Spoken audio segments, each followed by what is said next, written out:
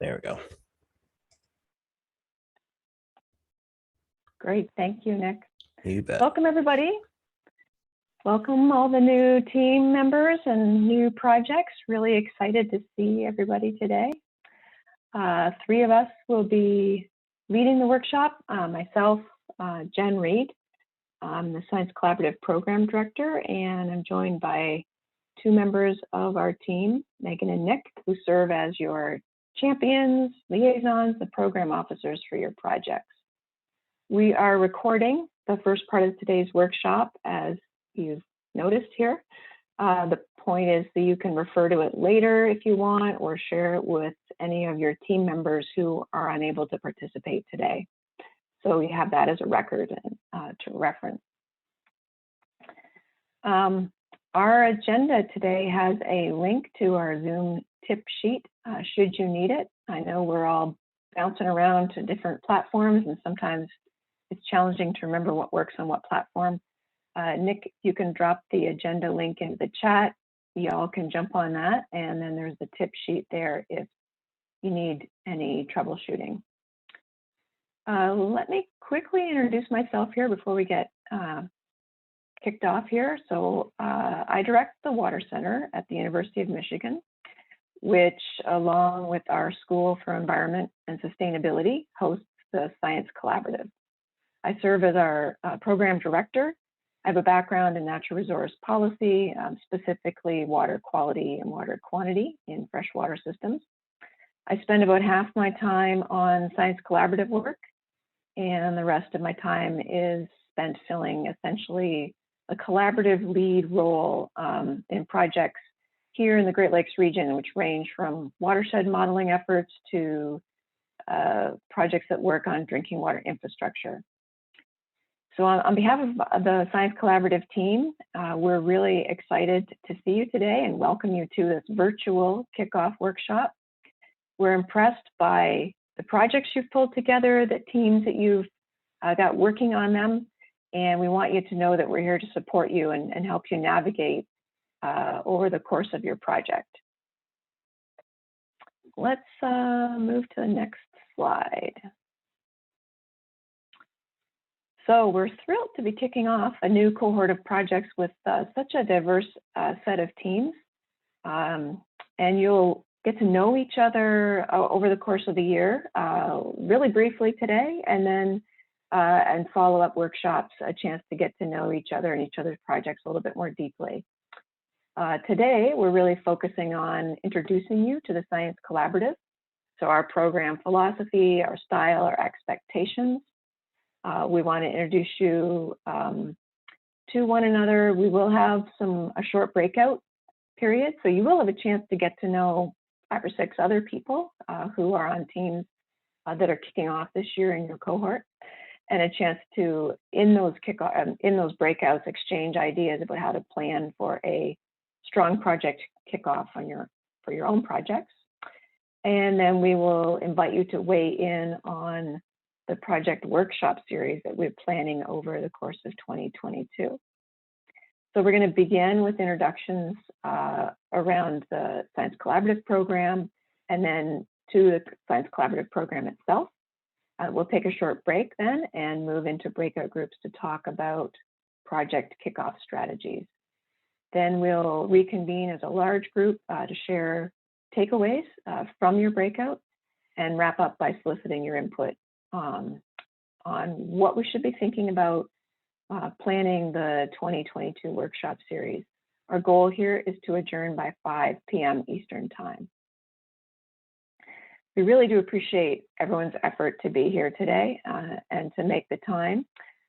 Your focus and energy is really well appreciated, so please stay focused so we can maximize our time together and your takeaways from the time that we have together. So we're going to do a little experiment here where we're going to try and get to know the different types of projects, but by project type.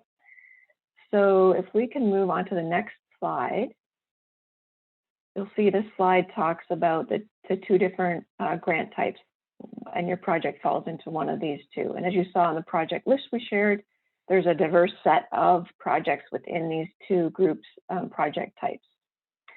As I describe or outline the project type that your project is connected to, we'd like you to flip on your camera and just wave hello.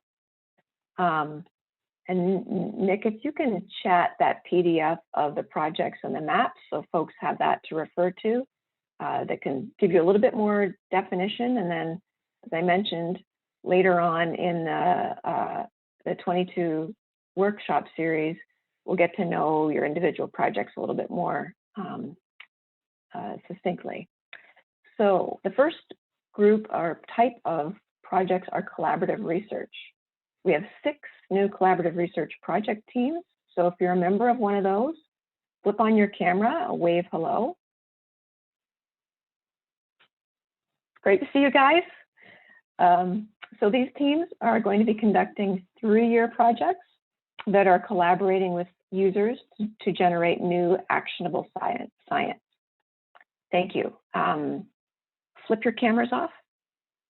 And now the science transfer teams. So we're supporting 6 new science transfer projects. If you're on one of those, flip on your camera and wave hello. That's great to see you all. These are really cool projects. They leverage and promote the application of an existing body of science through targeted data analysis, training, education, and communication efforts. We also support another type of project called Catalyst. These are typically 1-year-long projects. They're targeted at investments aimed at advancing collaborative science.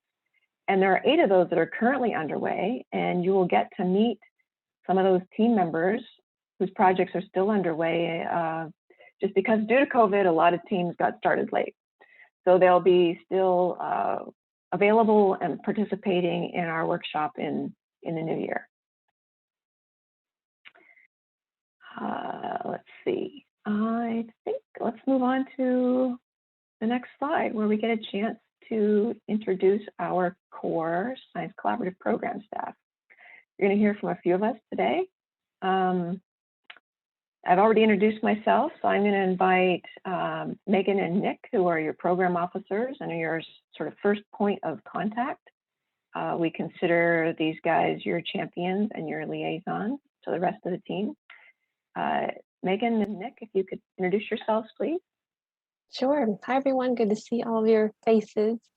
I'm the program officer at the Water Center. I've been supporting applied and collaborative research since 2013 and serving in this role for the Science Collaborative since 2014. My background's in conservation science and public policy, and before working with the Water Center, I got to work with a couple of different organizations where my role involved working closely with scientists and stakeholders and decision makers to make sure that science was informing natural resource restoration and protection. So I love all of the work that you're doing. I have fun working alongside you and excited to kick off this round of projects. Nick, you're up. Thanks, Megan. I am Nick Soberall. I am a Science Transfer Program Officer and Science Writer at the Science Collaborative, which is saying the word science a lot in one sentence, but anyway, if it applies. My background is in biology, so before I was here, I was in grad school at Eastern Michigan University, and then I worked at the Energy Institute at U of M for a couple of years as a project coordinator and science communications fellow, so similar role to what I'm doing now. Any questions about webinars, website stuff, come to me.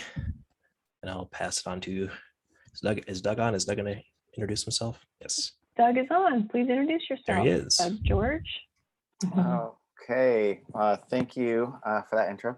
Hello, everybody. I'm Doug George. I'm your NOAA program officer. So NOAA has been supporting the collaborative for 14 years in its current form. I'm coming up towards the tail end of my first year. So those of you who've been around for a little bit longer may have remembered Dwight Trueblood. So I am his successor, and as he is off in retirement now. So my background is in geological oceanography, and I'm here in California. So whenever you're setting up meetings with me, if it's 7 in the morning for me, you might get a no. But excuse me, it's really been a pleasure to start interacting with all the PIs I've been emailing with you.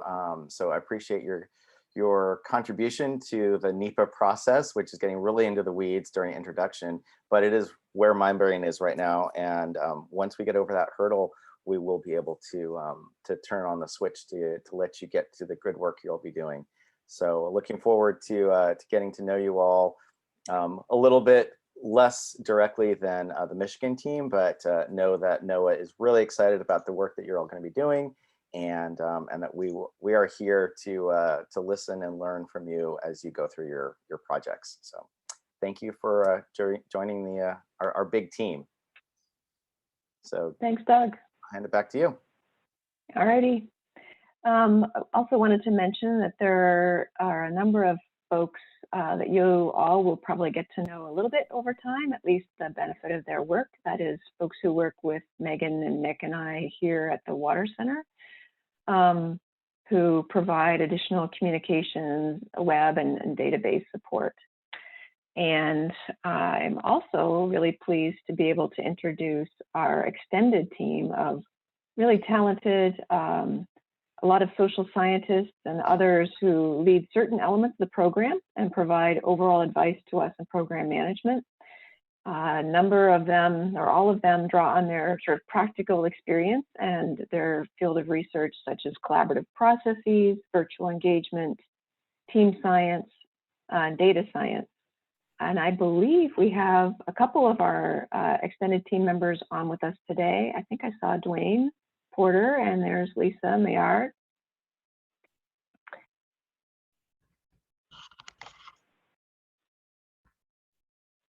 So it's great to see those folks, Lisa and Dwayne, and others who are on this slide here are available to you if you see opportunities for one of them to serve as a thought partner on different aspects of your project. Megan will talk about a little bit more about that sort of aspect of our program when she gives an introduction to the program in a couple of minutes. So I'm just going to say a little bit sort of high level overview about the program. So if we could move to the next slide, Nick. So our program probably doesn't look a lot like other grant programs with which you're familiar. We take a really adaptive and personalized approach to supporting project teams. We want to stay and do stay in close touch during your grant period. That's so that we can learn from you, and also so that we can support you in the ways that make the most sense for your work. And Megan will talk a little bit more about what that looks like here in a minute. We spend a lot of time in sort of learning. We focus on efforts that allow us to learn alongside our project teams, but also learn from the NERRS system. Collaborative science really requires a range of techniques and skills, and we're really always learning through all of our different engagements, whether it's with you and your teams or with the system itself, and trying to sort of synthesize that knowledge and make it available for your application in your projects. We also think that it's really effective for you to learn from your fellow collaborative research practitioners. We know that you'll all sort of have really important support and insights that you can share with each other. And we've found over time that there's some really powerful synergies that emerge across teams that are working on similar projects or in the same geography.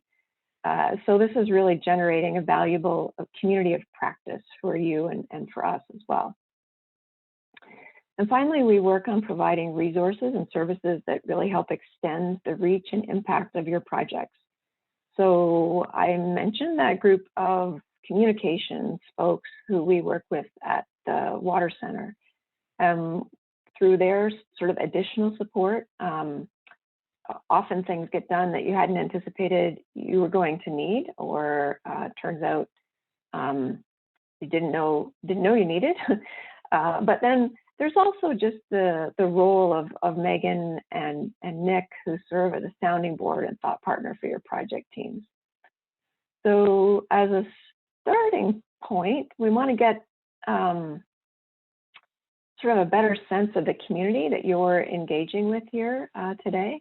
So we thought it'd be fun to ask each of you to sort of share in the chat what excites you most about your project.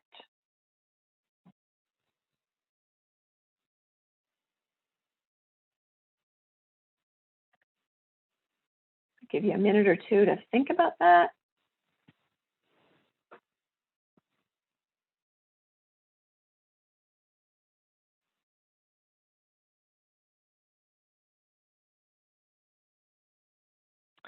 So Sarah is working with descendant communities. And I think that fits in nicely with Kala's observation about being maybe just a tiny bit terrified about handling uncertainty. Everyone's got high stakes projects. I think that's what's really exciting about what you're doing. But those partners that you mentioned, Maya, are the ones who are going to really help you work through things and get to good end points. Cersei's looking forward to filling in a big gap. And I think that's going to be exciting. We're excited to hear more about your project. Lots of folks reflecting on the impact that their projects are going to have, and the fact that they're really user focused, and that excites us too. I see some mention here, Luke's mentioning his biosentinel bivalve. We're kind of intrigued by that project too, so we're really looking forward to learn more about that. Excited that maybe it becomes a thing for the system, we'll see.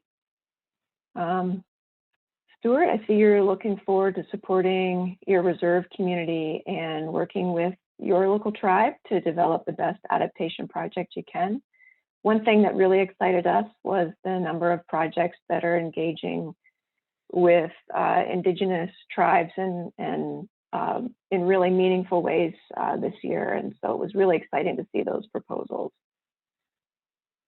I see some folks who are supporting the next generation of our estuarine leaders.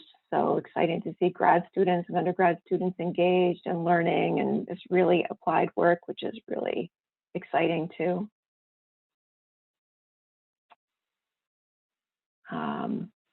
Dan's pointing out the ability to, strengthen relationships among the NERRS and also between the NERRS and the frontline communities.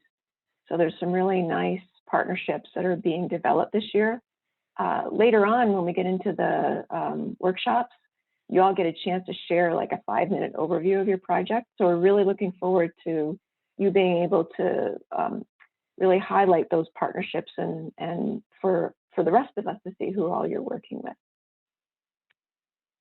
So it's really exciting to see what everyone is engaging in, and looking forward to learning more about them. But I'm going to have to, unfortunately, I can't acknowledge all of these comments, but I'm going to move over to Megan and let her tell you a little bit more of the project or about the program.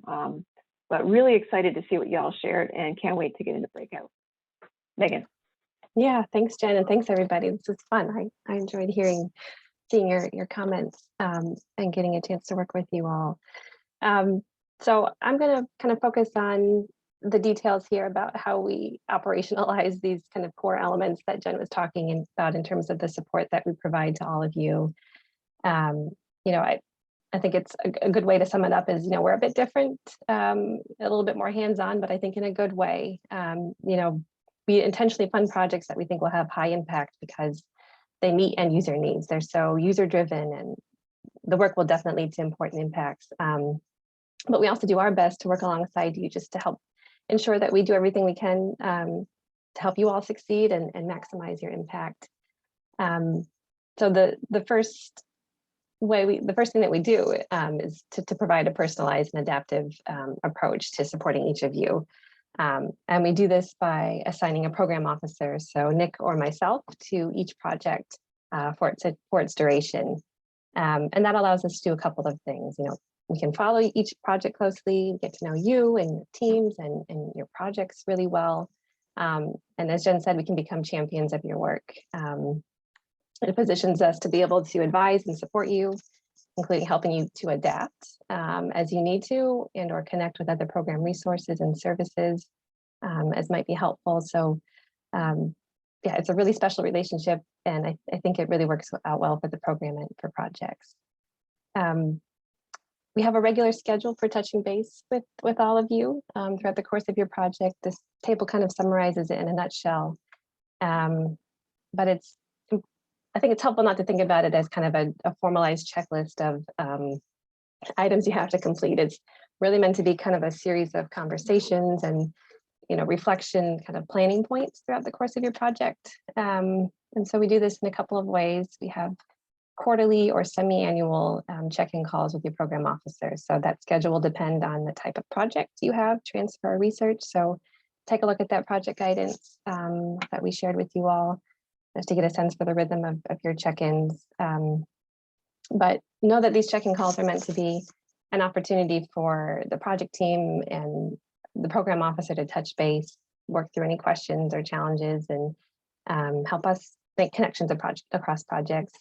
It's an opportunity for collaboration and interaction with the program. I actually hear from a lot of my teams that these calls are a nice moment for them to kind of just pause and reflect, on what's happened to date and either confirm or adjust where they're headed next. And it's just nice to talk it through to ensure we're all on the same page. And, if we're doing our job right, if Nick and I are doing what we need to be doing, it should really feel that way. And we hope you'll come to these calls with that sense that it's really a working relationship, and we're here to support you and help you move forward. So we also do written reports. These are required once per year for all grant types. And again, it's this chance to reflect on what you've done and where you're headed. And it's also part of our formal regular reporting to NOAA. As Jen said, we also make an effort to help you all connect across projects. So we have a virtual workshop series we're teeing up for you all in 2022.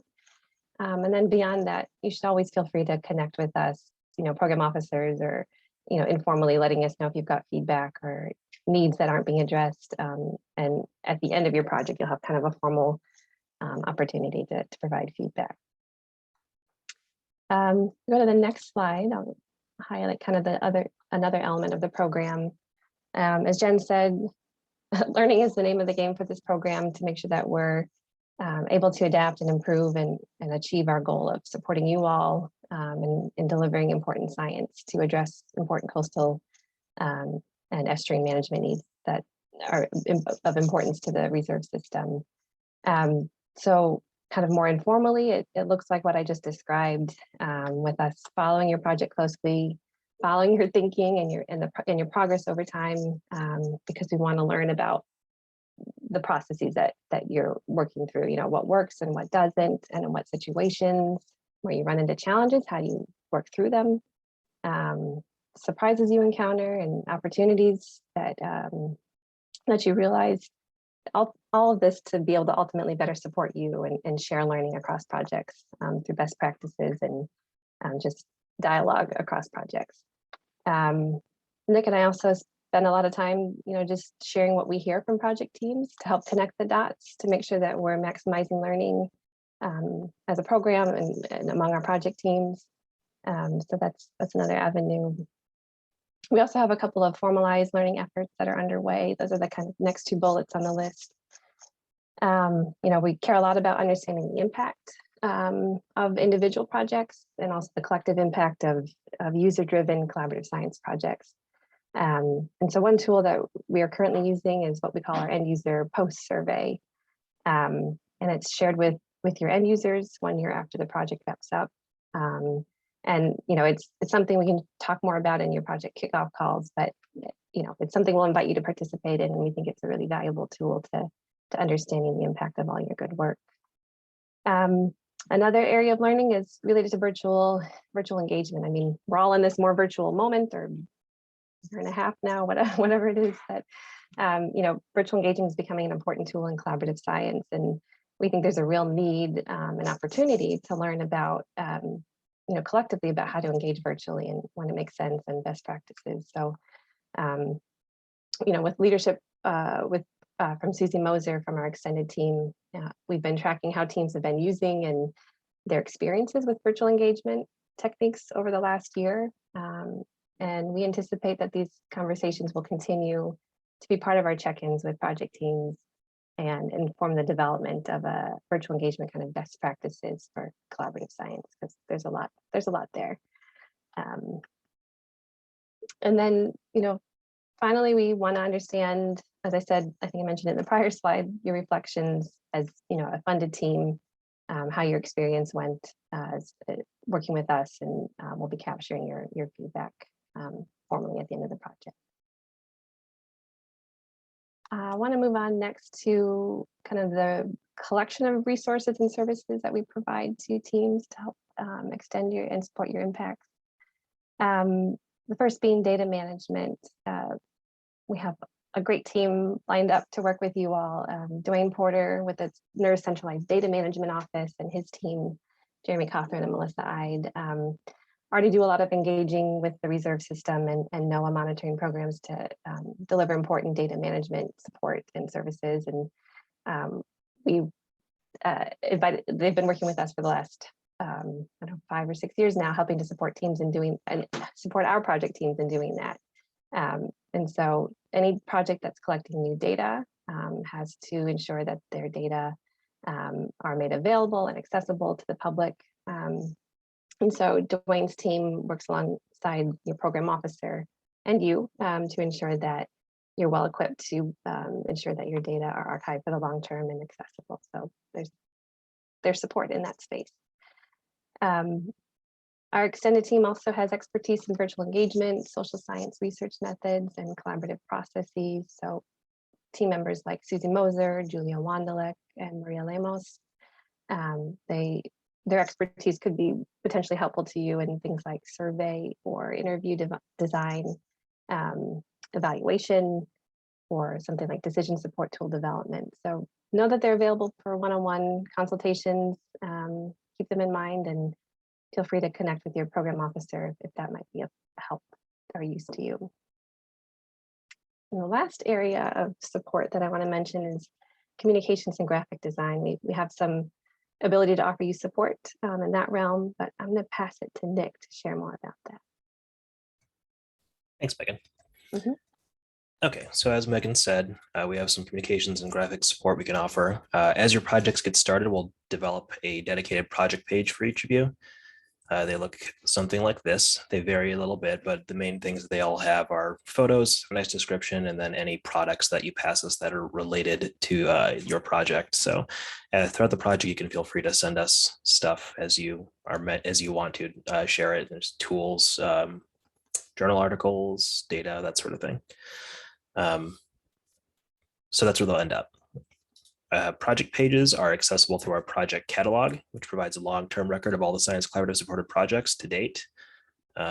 If you ever participated in an older project and you see stuff that's missing, you can also send that along to us, and we're happy to update it. So the website is more or less maintained at this point by me and Megan. So if you have specific changes or things you want to do, just work with us to update it as you'd like to. And project pages also have project products that are searchable through a companion database that we call our resource library. And you might find it helpful to poke around there and see what sorts of tools, reports, multimedia products other teams have developed, and that might help inspire other ideas for resources that you might want to create for your own project. Anytime we post something to your project page, we'll always ask you to review content and provide photos to help these communications pieces as well. So if you get mentioned in the program update, we'll have you review it before we post it to anywhere. And through our location within the Water Center at the Graham Sustainability Institute, we're also able to offer other comm support in the form of advice in developing or disseminating project announcements, suggestions on developing social media strategies or announcements, logos, infographics, scientific diagram development. We have access to an awesome graphic designer who's done some really beautiful work, which you can see in this catalog here, and we'll chat a link to this. It's linked through the internet site, which we'll talk about in a little bit, but you can see some ideas here and some examples from previous projects. And there's also, they can offer some help with editing and layout support for products, which can really kind of elevate and polish products to a higher level. So something else to keep in mind as well. In terms of connecting with the reserve system, we run a monthly webinar series. So I'm just going to do a shameless plug real quick because I'm the one that runs that. So we do a monthly webinar series. We'll encourage you to participate as your projects wrap up. Webinars are typically about an hour long, scheduled for later in the afternoon, in the middle of the week to encourage widespread attendance. But we're willing to work with you to find a time that works best for the presenters. So if you at any point want to set up a webinar, just let me know and we'll work it out. And we'll work with you to promote the webinar as well, and we'll handle the production stuff so you can just focus on your presentation. And the other main way that we're going to talk about today for connecting with the reserve system is the annual meeting. So the NERRS community organizes an annual meeting in a new location each year. This year it is once again virtual, and there will likely be a virtual poster session. So we'll make the poster session information available to you when we receive it and let you consider if some early visibility for your project would be helpful in any way. And with that, we are going to take a short break. So looks like this is how long I want to take a break for, Megan? I think it was just a few minutes you wanted to do, right? Yeah, we want to return in about 5 minutes, so 4:10. Okay. So we get a 5-minute break, not a 10. I'll update this slide. Okay. Okay. So 5-minute break and we'll come back at 4:10. Yeah, and folks, feel free to take a look at the discussion prompts. You've seen them before, but that's what we'll be thinking about as we head into breakout. So upon your return, give it some thought or as you're heading out.